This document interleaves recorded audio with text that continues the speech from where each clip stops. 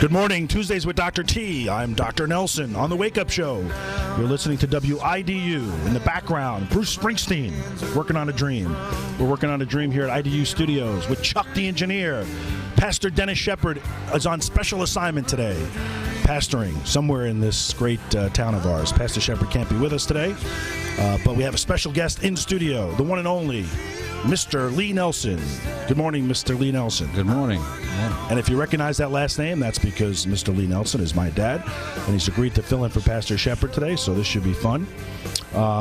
You're listening to The Wake Up Show on WIDU, streaming live on the internet at www.widuradio.com. You can listen every Tuesday at 11 o'clock and also tune in at 1600 a.m. in Fayetteville, 1340 in Lumberton, and 1460 in Laurinburg. We have some great guests today, and first and foremost, we're going to discuss a House bill that's being introduced into the legislature pretty soon. And in addition to that, we've got Professor McDonald. He's on the line waiting for us.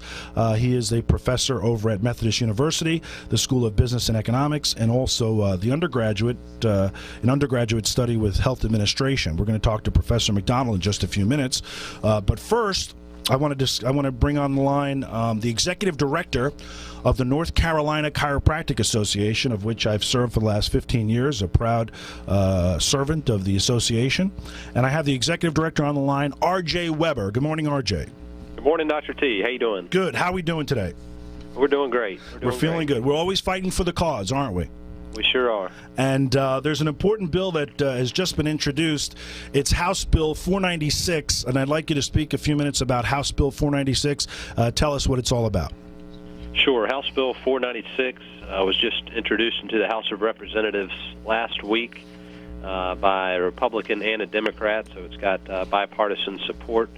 Representative Tim Moore out of Kings Mountain and Representative Marion McLaughlin out of Grifton, North Carolina, which is south of Greenville, introduced this bill.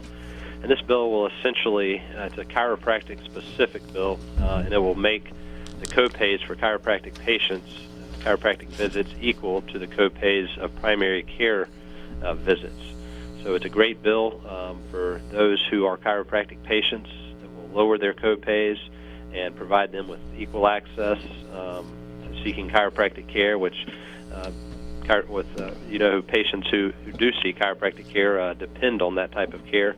And this will alleviate some financial barriers to care that they've seen in recent years, with the copays being put or set at unreasonable amounts. So this is a great bill for chiropractic patients, and we also feel that this bill will save the healthcare system money in the long run, because chiropractic care, especially for low back pain, headaches, and neck pain, has proved to be more cost-effective than medical care or physical therapy care or other forms of care. So we really feel this is a great bill for all around, for patients and for the healthcare system in general.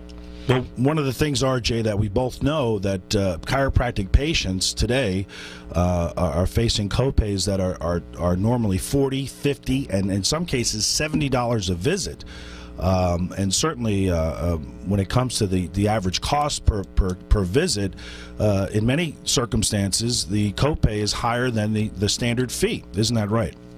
That is right, and that's what we call a phantom insurance benefit, which we've seen happen in the past couple of years, with the copays for chiropractic care increasing beyond the point of the actual cost of visit, meaning that their copay was higher than it would have cost them if they would have just paid cash directly to the doctor. So we feel that this bill will help eliminate that phantom or that illusionary benefit, and so that patients will actually have chiropractic covered under their insurance plans.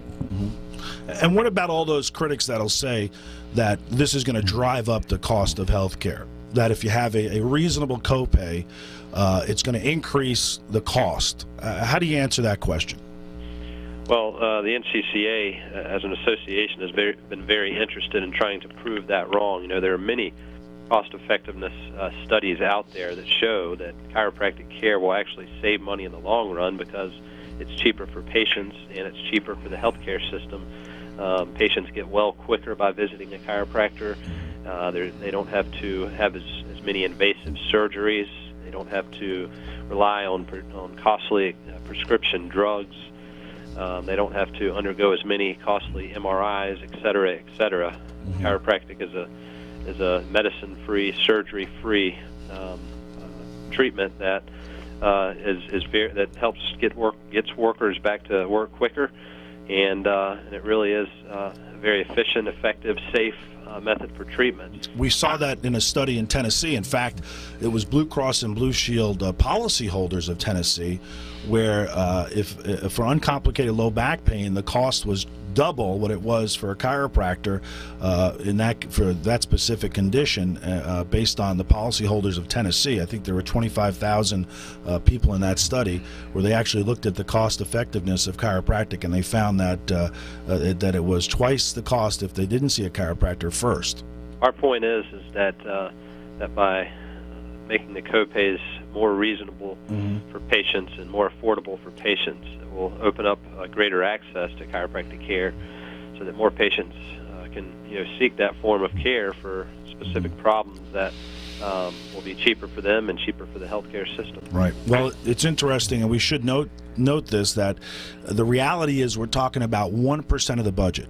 Isn't that so? 1% of the budget of the Blue Cross and Blue Shield expenditure each year. That's really what we're talking about.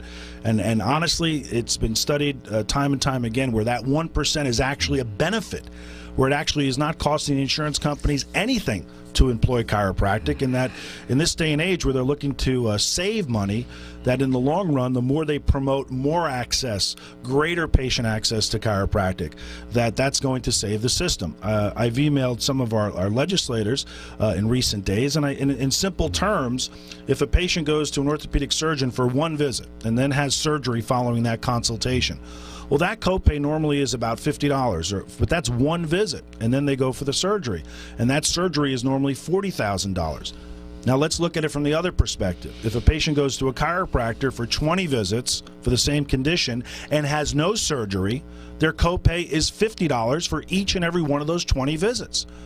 The total amount of expenditure to Blue Cross and Blue Shield in that case would be about $400 or $500 for chiropractic and for the possible or potential avoidance of surgery. It just doesn't make any sense to try and to have such high copays and eliminate the access to chiropractic. $40,000 versus $400.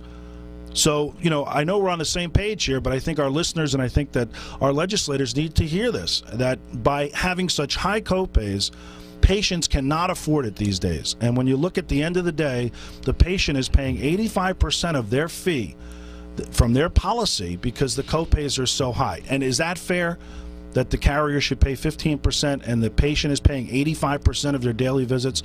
Someone would ask, well, why do I even have insurance? And many of our patients do ask that when they are confronted with these high copays. You must hear that all the time from chiropractors complaining. We sure do. We hear it from chiropractors who hear it from their patients, wondering why their insurance benefits really do not cover chiropractic care. So, RJ, tell me, what can people do that are listening to this show with regards to House Bill 496? When can we expect the House to vote on this bill? Well, like I said, the bill was just introduced last week. It has not really moved anywhere yet. It's been placed in the House Insurance Committee first. It is not scheduled to come up for discussion yet, so there probably is some time before this starts moving through. But if you're a chiropractic patient or if you're a concerned citizen who supports this bill, House Bill 496, we would encourage you to contact your local representatives, your local senators, and tell them to support this bill. Right. Well, thank you for calling in. That's E.J. Weber, the Executive Director of the North Carolina Chiropractic Association, which I've been a proud sponsor ever since I joined the state. Thanks, EJ, RJ. Thank you, Dr. T. Have a good one. Okay, take care. Thanks for calling in. All right, folks. Well, there you have it. House Bill 496. It's going to go to committee. I would really love your support on this. If you can contact your House representatives and let them know that it's important for our patients to have some reasonable fees with regards to copay. It doesn't make any sense to have $50, $60, $70 copays when you enter a chiropractor's office. You really can't. I know most people cannot afford that, especially especially when you look at what the insurance company is paying. You're ending up paying most of that charge for that daily fee, and that's just not fair. And all we want is some fairness. That's all we would like. We're going to go to break. I'm alongside my father, Mr. Lee Nelson, and he hasn't had a chance to speak. He's used to that, 47 years of listening to me. And we're going to talk to my father in just a minute.